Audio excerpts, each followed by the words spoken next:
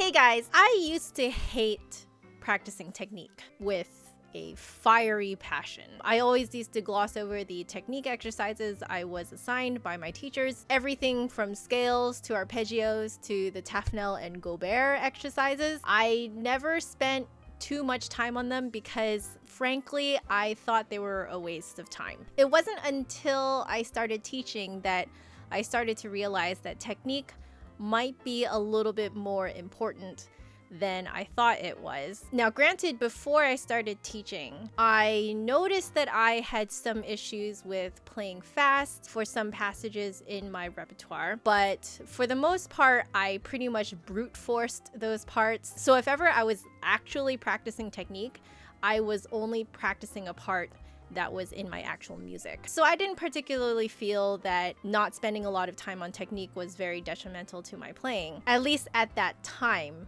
I didn't think it was a big deal. When I got my first student though, I realized when I was taking her through some music that even basic things like playing a D major arpeggio or playing even a G major scale would throw her off like crazy because she was not at all familiar with the sequence of fingerings that make up a D major arpeggio and a G major scale. Typically, when you're first taught the flute, you're only taught the notes of the C major scale. If you're in band, you are also typically taught B flat and E flat so that you can play in F major and B flat major. But usually that is the extent of notes that a beginner flutist knows. So really, you've got C, D, E flat, E, F, G, A, B flat, B, and C. The E flat and the B flat are also very seldomly referred to as D sharp and A sharp, so it gets a little bit confusing when you start to teach the sharps to these students. So here I am with this student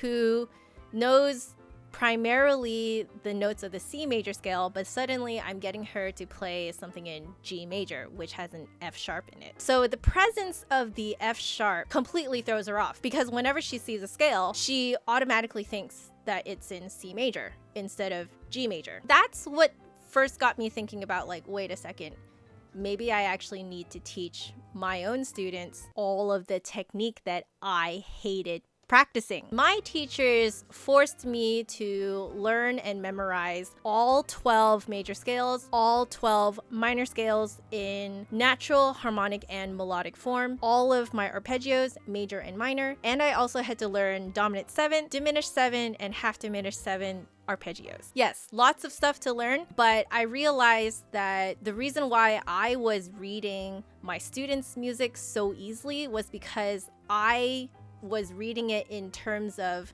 the technique that I had been forced to learn. Granted, I did not learn it as well as I could have, but apparently I learned it over time. And that's how I started teaching my students technique. I recently received a comment from one of you guys, and you asked how professionals learn music so quickly. And to be really frank, it is exactly what I have been talking about in the last few minutes. It's simply because we have already practiced a lot of technique and we know a lot of music theory. So when a professional is given a piece of music that they've never seen before, what they're really seeing is a collection of chords, scales, musical form, and musical style. It's actually a combination of sight reading, music theory, and music history. When you have all three of these things under your belt, you pretty much can learn a piece of music extremely quickly. In fact, we often sight read music in such a way that it sounds like we've been practicing it for a long time, but it's only because we can see where the music is going in terms of music theory, and we recognize musical styles and forms because of our knowledge in music history. There really is no shortcut to learning music quickly. It doesn't happen magically. I remember when it took me a really long time to learn new music, and now I know why. It's because I wasn't familiar with the music theory. I wasn't familiar with some of the arpeggios and some of the scales. I wasn't familiar with the historical style of the music. For example, classical music, like the music in the Mozart concertos, are played very, very differently, like stylistically different from music by Bach and Handel. and music by the French flute composers. These are highly contrasting styles. You cannot apply Baroque style of playing to French flute music. It just doesn't work. And vice versa, you cannot apply the super romantic French flute style of playing to Baroque music. It also does not work. And this is why I believe some people are so adamant that Baroque music is the best music in the world, while romantic music is just swishy and lush and very superficial. While other people are like, no, romantic music is what really gets to the heart and is therefore the best, but Baroque music is just archaic. But really, I think it's just because we as individual human beings will be more inclined to one musical style than another. It really kind of just depends on your genes and what you get more naturally. I used to be of the opinion that Baroque music and super modern music were the best, and that was it. Everything else in the middle means nothing. But now I have found that I actually do understand romantic music now, and romantic music and classical music have a lot more depth and meaning to them than I ever gave them credit for when I didn't understand the style and the history behind that type of music. So there you go. Long story short, there is no shortcut. You have to go through those boring technique exercises until they become part of your muscle memory. You have to learn your music theory in order to understand where the notes are going and why they are going that way.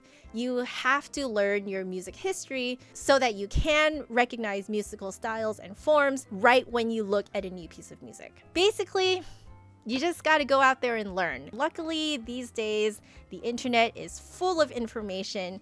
Wikipedia is actually a pretty great place to learn some stuff, and you can learn a lot of stuff right off of YouTube too. I hope this was insightful for you guys. I realized that I didn't really say anything in terms of exactly how to help you guys with this issue. This is kind of the cold hard truth. I hope you guys can take it from here and just keep going with it. If you guys like this video, make sure you give me a big thumbs up and hit subscribe for new videos every Saturday. My last video is over there, and if you want to catch me during the week, my social media networks are down there. But otherwise, I will see you guys next week.